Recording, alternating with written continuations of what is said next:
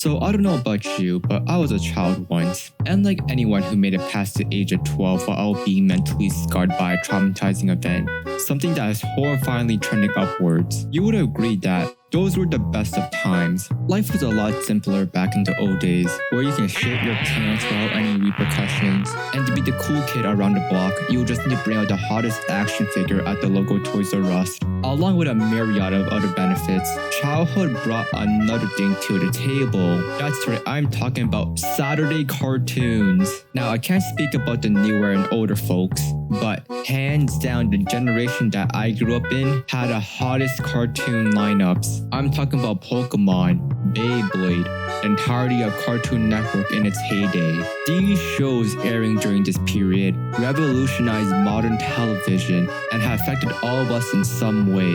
Pokemon taught us to never give up and to keep moving forward, while Dragon Ball Z told us kids that to get stronger, all you need to do is scream at the top of your lungs to beat your dad in an arm wrestling contest. For some, these were just colorful art and fight scenes, while others treated it as a form of escapism. Whether we were having a rough day or just getting back from soccer practice, shows during this period were like the second parents to many of us, and after years of runtime, they have grown to such global scales that decades from now, newer generations will still be familiar with the brand, unlike those from the past. In my honest opinion, almost every animated show in the early to late 2000s will be considered a classic. While these claims might be biased as nostalgia warps everything, the turn of the century is where both technology and creative directors came together, fusing their powers and creating masterpieces out of thin air, with us kids at the forefront of this mayhem. This mayhem is almost impossible to recreate. No other shows in today's times will be able to replicate the vibes they gave off, which is why when the new Bakugan and Beyblade were announced back in 2015 and 2019 for Bakugan,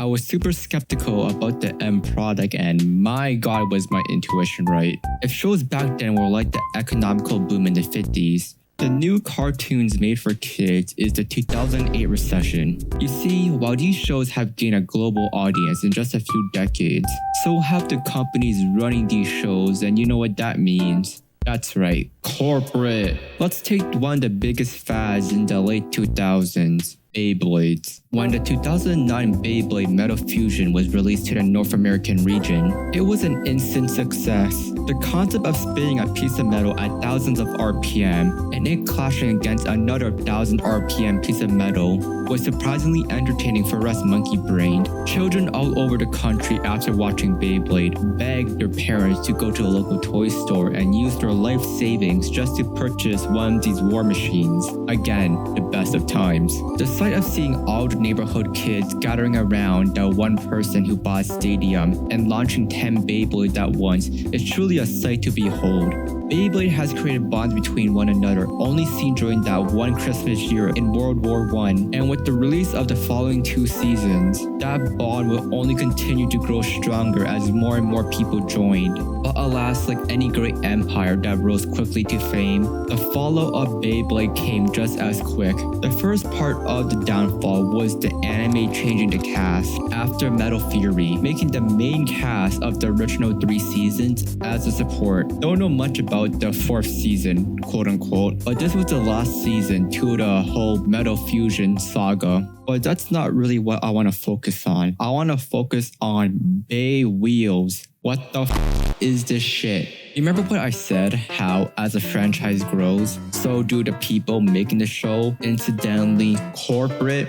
That is what I meant. The creator of Bay Wheels took all the fun out of Beyblade by baby-proofing it. No more do we face the danger of getting our hands sliced every time we pick up a spinning metal top, not knowing if this was the Chinese knockoff Daryl got. But instead we get what is a shitty chicken game where the vehicles are replaced with wind-up tires. That was part 1. Part 2, however, is what really drove me insane. So as mentioned in in my every anime genre video. Link for that in the description, or click the eye icon right now in the top right corner. Beyblade will fall under the nostalgia genre, and with the introduction of Beyblade Burst for the newer kids, it couldn't be any more true. Now look, I have no problems with the show. It's not my thing because I'm not the target audience. I grew up, I'm an old boomer.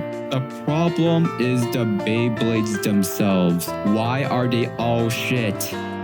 Okay, let me rephrase this. Why does every part of the newer Beyblades looks like it's from the dollar store that's about to shut down due to violating so many OSHA regulations, and it's also situated in the bad part of town that your parents tell you not to go to because all of the chemical warfare they used to make the plastic for the Beyblade itself? When I think about Beyblades, I think about the synergy that metal has as it contrasts with the other parts of the Bey. Not this garbage right here. They reduced the components down to just 3 parts, where in the old days, the metal was just one component too many in making your Beyblade unique. Now they fused the clear wheel, and face into one package. Let's also not forget about that stupid gimmick, that burst feature. There are only 2 states of a Beyblade, spin and no spin. Now I can go on and on how they look like an obese version of their older brother, and how the color palette is used for min-maxing your child brain like those clickbait thumbnails. What are we looking at?